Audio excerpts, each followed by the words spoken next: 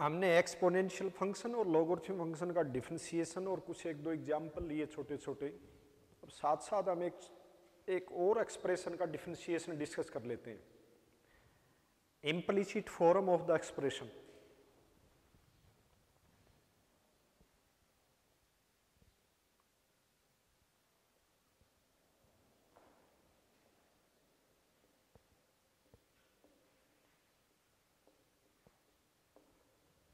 Implicit form of the expression ये एक विशेष प्रकार की बनावट होती है।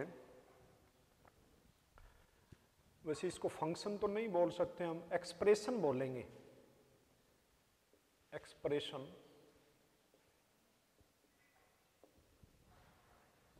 जैसे कि एग्जाम्पल के द्वारा देखिए, y is equal to x square plus y root y plus x into y, ये एक एक्सप्रेशन लिखा है मैंने, y is equal to this, जिसमें x और y इन्वॉल्व हैं। अब तक जितने भी एक्सप्रेशन हमने डिस्कस किए हैं, अलजेब्रिक एक्सप्रेशन था, उसके बाद ट्रिग्नोमेट्रिक एक्सप्रेशन थे, एक्सपोनेंशियल था, लॉगरिथमिक थे, उन सभी में ही इस तरह से एक्सप्रेशन को हमने डिफाइन कर लिया था, y is equal to log of x या y is equal to x square plus 2, यानी y को हम डिटरमाइन कर सकते हैं इन टर्म ऑफ x। ये जो हमने डिस्कस जो पहले किया था उसके अनुसार बात हो रही है ये।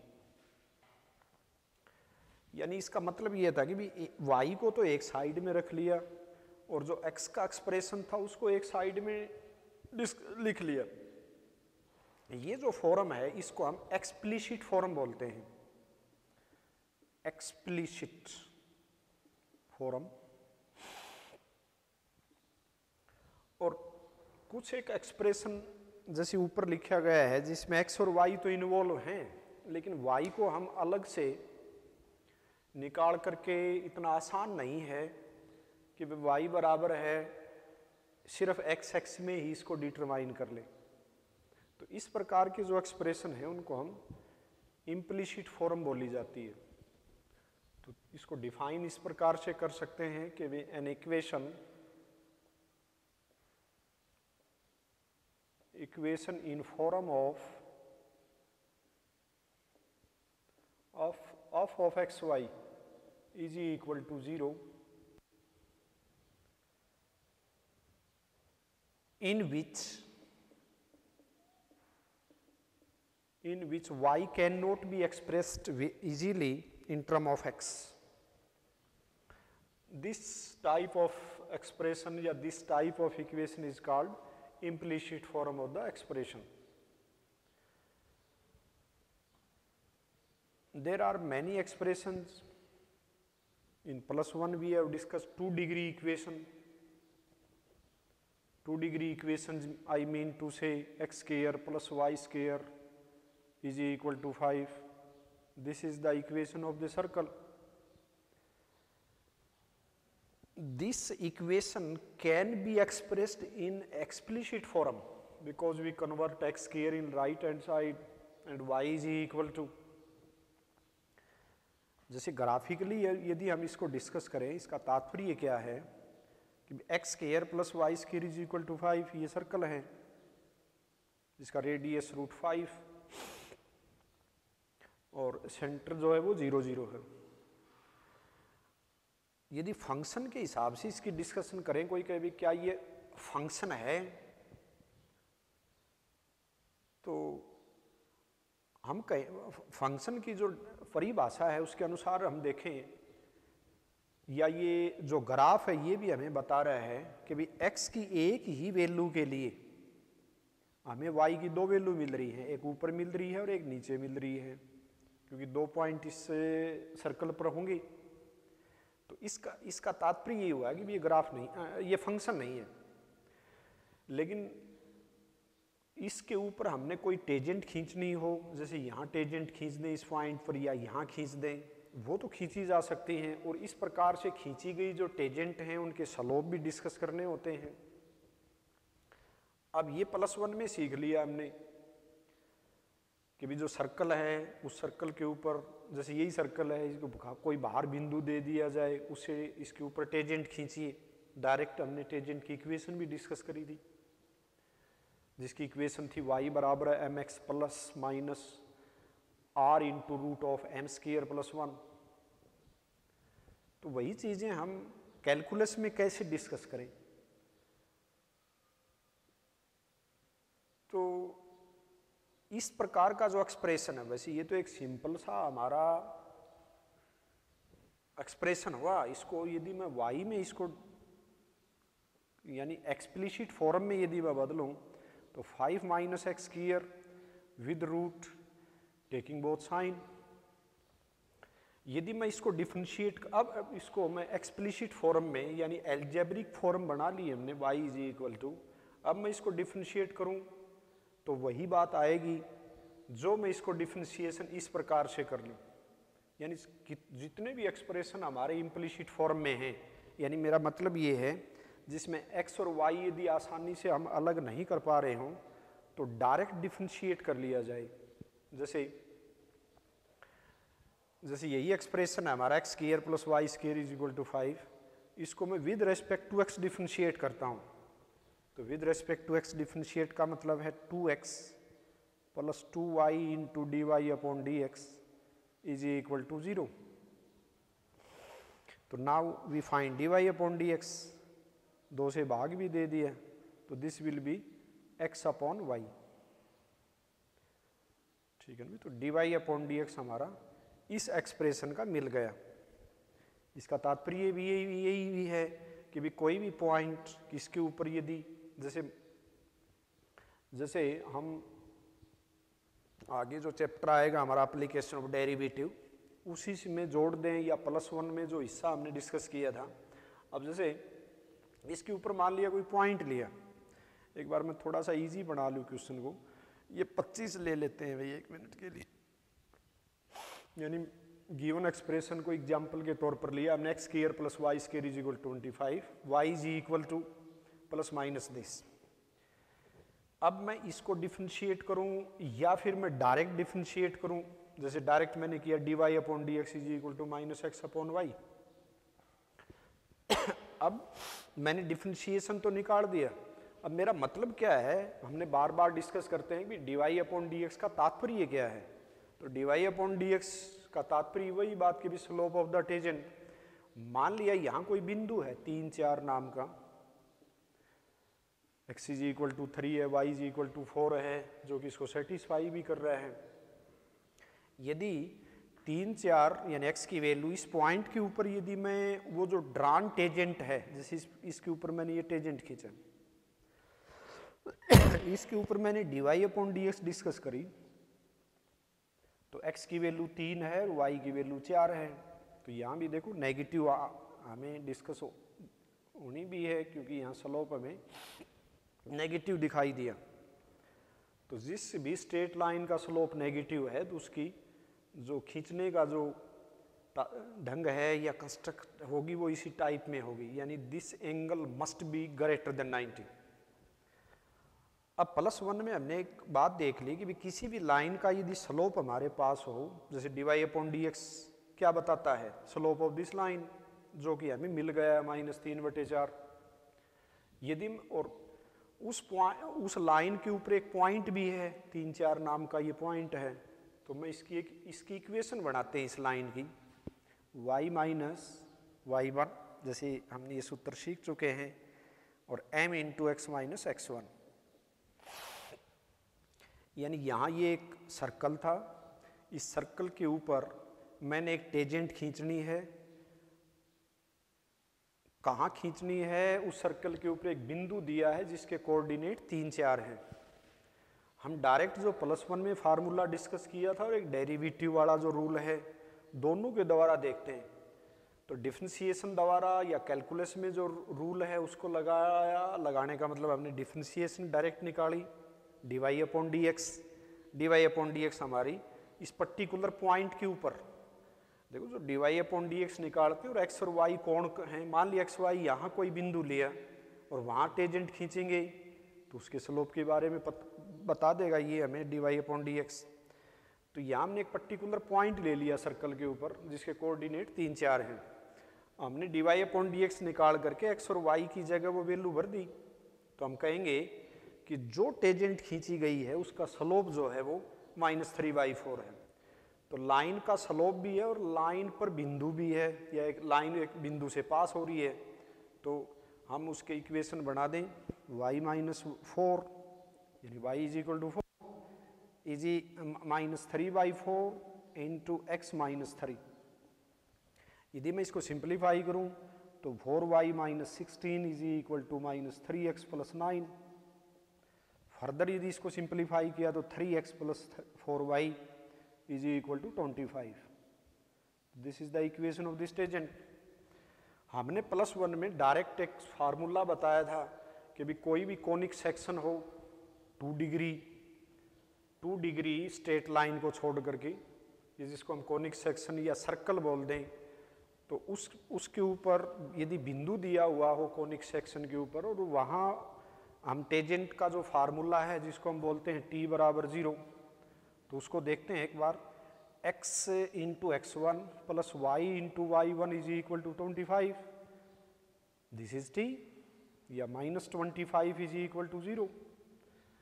Replacing x1 and y1 by 3, 4, तो देन वी हैव तो 3x + 4y is equal to 25। तो this is the direct rule for forming the equation of the tangent on a circle, provided the point is on the circle as well as on the line। तो this is the equation. Calculus से हमने बिल्कुल वही चीज हमने discuss कर दी है। जब ये एक्सप्रेशन बड़े जटिल फॉर्म में हो, जटिल फॉर्म का मतलब जैसे मान लिया एक सर्कल की इक्वेशन और ले ली मैंने कोई वही जो कि जनरल फॉर्म है, और उसके ऊपर कोई बिंदु दे दिया जाए और उसके ऊपर सर्कल की इक्वेशन डिस्कस करनी हो, तो वो भी हमने +1 में तो डिस्कस कर ली है। ये तो थी कोनिक सेक्शन का वर्णन। यदि किसी प्रकार का भी एक्सप्रेशन हो, जैसे y इज इक्वल टू